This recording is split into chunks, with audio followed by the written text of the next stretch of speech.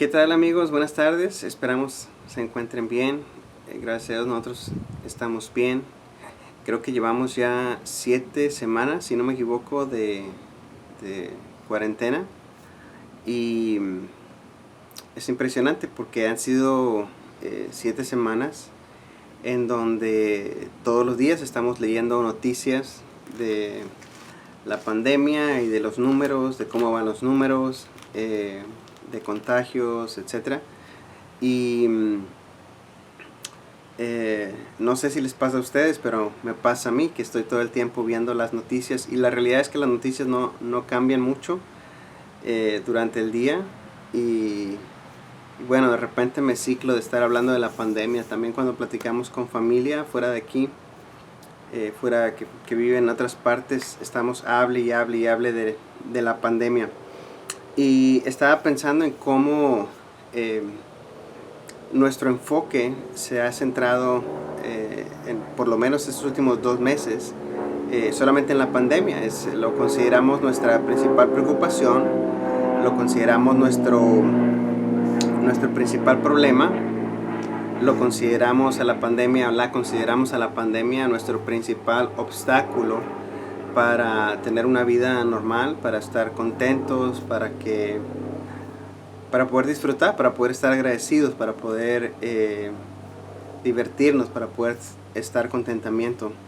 Y de nueva cuenta me hizo recordar un poco la historia de este paralítico que les platicaba la vez pasada. Es una historia que se encuentra en los evangelios, en el Evangelio según San Marcos, capítulo 2. Y me hace pensar mucho en la historia del paralítico, porque el paralítico, él no tenía 5 semanas, él tenía toda su vida de ser paralítico. Y probablemente veía su parálisis, su problema, como su principal impedimento, como su mayor problema, como su principal impedimento para tener una vida normal, su principal impedimento para ser feliz. Y así es como él viene a Jesús.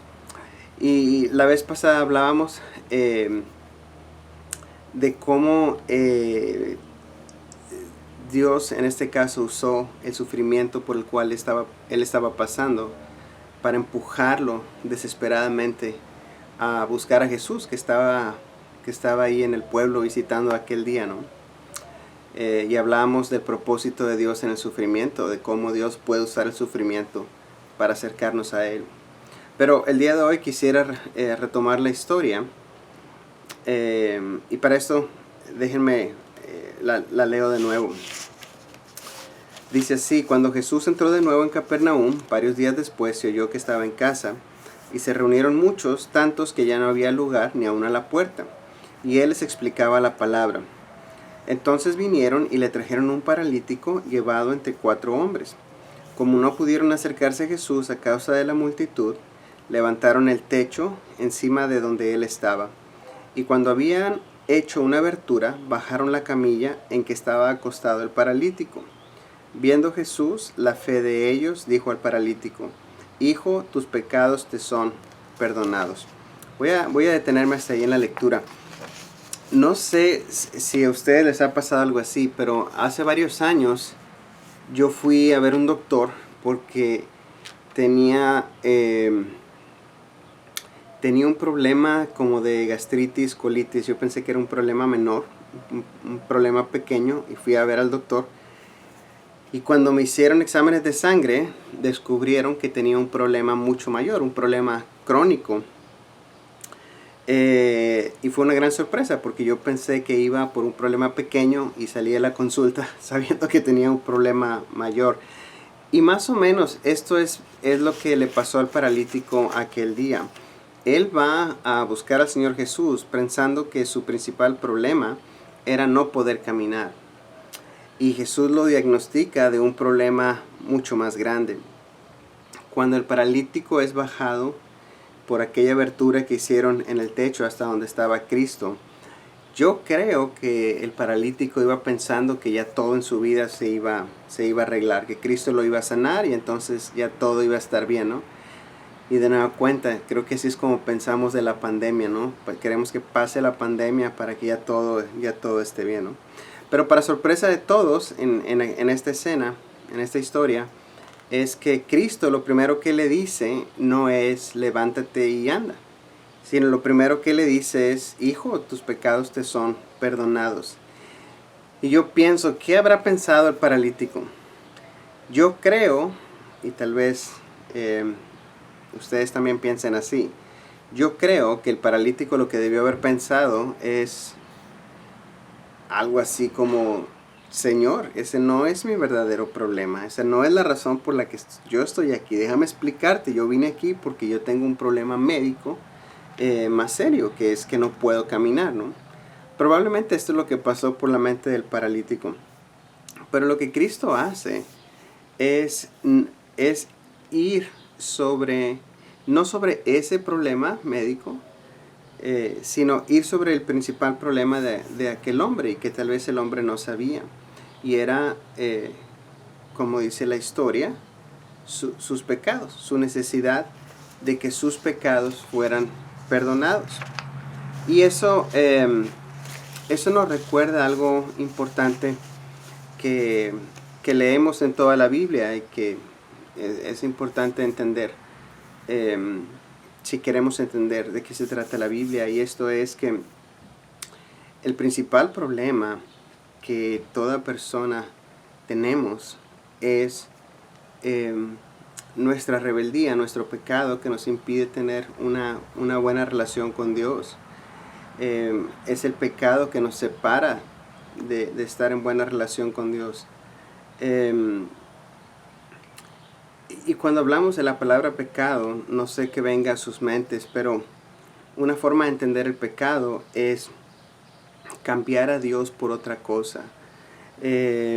Darle a alguien más o a algo más el lugar central en nuestra vida, que es el lugar que a Dios le pertenece. Y es bien interesante porque la Biblia dice, una de las maneras en que describe este problema es diciendo que todos nos hemos descarriado como ovejas. Y cuando la Biblia nos llama ovejas, no es una imagen tierna, es más bien es más bien un insulto espiritual. Es una forma de decirles que somos torpes. Porque las ovejas son muy torpes. Las ovejas ven pasto en la cima de una colina y se van comiendo sin pensar sin darse cuenta que en cierto momento esa colina se puede convertir en un precipicio y de repente las ovejas van comiendo y de repente se caen. O las ovejas se meten al agua a tomar agua y su lana se va mojando y se va volviendo pesada hasta que de repente las ovejas se hunden. Entonces las ovejas en general son muy torpes y por lo tanto un pastor tiene siempre que estar cuidando de ellas. Por eso es que el pastor siempre trae esta vara que parece el cayado, que parece una vara con una parte curva al final, porque continuamente las tiene que estar cuidando, jalando, rescatando. Pero es interesante que la Biblia nos describa así, porque la realidad es que hacemos lo mismo. Es decir, todos alimentamos nuestra vida de algo. Damos nuestra vida o enfocamos nuestra vida en cosas que pensamos que nos van a saciar, que si tan solo las tenemos, vamos a estar bien, ¿no? O si tan solo se corrige cierto problema que tenemos, vamos a estar bien. O si tan solo alcanzo estabilidad económica, entonces voy a estar tranquilo, mi corazón va a estar tranquilo. No sé, podría ser cualquier cosa en la que nosotros pensamos que si tan solo vencemos cierta dificultad o si tan solo conseguimos tener algo, vamos a estar tranquilos. Pero la realidad es que ponemos siempre nuestra esperanza en cosas que no pueden saciar o satisfacer nuestros anhelos más profundos, nuestra necesidad de descanso más profunda, nuestra necesidad de seguridad más profunda, nuestra necesidad de alegría más profunda, nuestra necesidad de sentirnos amados y aceptados más profunda.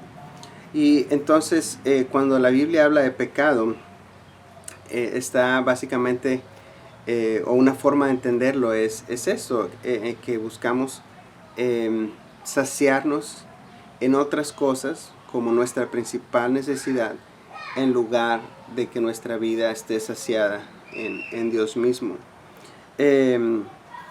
Y ese es nuestro principal problema. Eso es lo que la Biblia llama nuestro principal problema. Y no importa si todos nuestros otros problemas en la vida se solucionan, la realidad es que mientras esto no se solucione, no vamos a encontrar el descanso que nuestra alma necesita. Hace muchos años, famoso hombre llamado San Agustín lo dijo así, dijo: nuestra alma no encuentra descanso hasta que encuentra descanso en ti. O sea, podemos intentar buscar descanso en tener seguridad en ciertas cosas o en solucionar ciertas cosas, pero nuestra alma no encuentra descanso hasta que encuentra descanso en ti. Y por eso es que muchas veces esto se vuelve muy obvio con los artistas que a veces pensamos tienen una vida completamente realizada, donde han alcanzado mucha prosperidad económica, fama, un trabajo divertido, todo tipo de placeres.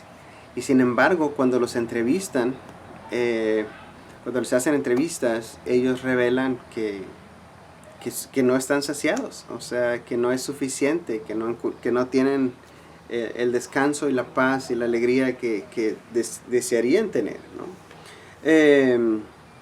Así que la pregunta que yo me hago a mí, que me gustaría hacerle a ustedes, es esa: ¿cuál es nuestro principal anhelo? ¿Qué cosa pensamos que si realmente lo obtenemos, entonces vamos a estar tranquilos, entonces vamos a poder ser felices, entonces vamos a poder estar agradecidos? Otra forma de pensarlo es simplemente volteando la pregunta, o dándole un giro un poquito interesante y preguntándonos: ¿qué es lo que más tengo temor a perder? ¿Sí? ¿Qué es lo que me quita el sueño? Y muchas veces con esas preguntas nos vamos a dar cuenta en realidad en dónde o en qué estamos intentando encontrar nuestra mayor seguridad, nuestro mayor descanso, nuestra mayor alegría. Y bueno, regresando a la historia del paralítico, él fue buscando simplemente caminar, pero fue esa necesidad la que lo empujó a buscar a Cristo. Pero Cristo se fue directo a lo que en realidad era su principal necesidad.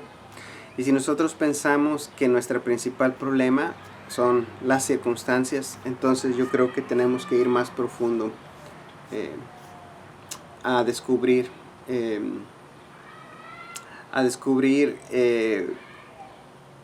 qué es en lo que estamos poniendo nuestra esperanza y en quién debería ser que estuviéramos encontrando ese descanso. Jesús una vez le dijo, en una plática que tuvo con una mujer samaritana, le dijo: el que beba del agua que yo le daré no tendrá sed jamás, sino que el agua que yo le daré se convertirá en él en una fuente de agua que brota para vida eterna.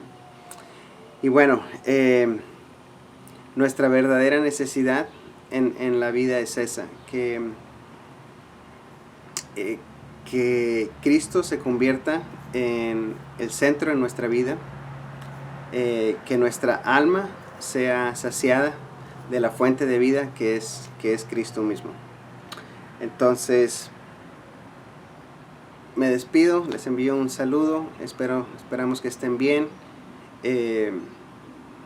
Si gustan escribirnos alguna pregunta, algún comentario, alguna petición de oración, pues con mucho gusto. Y mañana les comparto un poquito más, una última parte de esta historia. Que Dios les bendiga.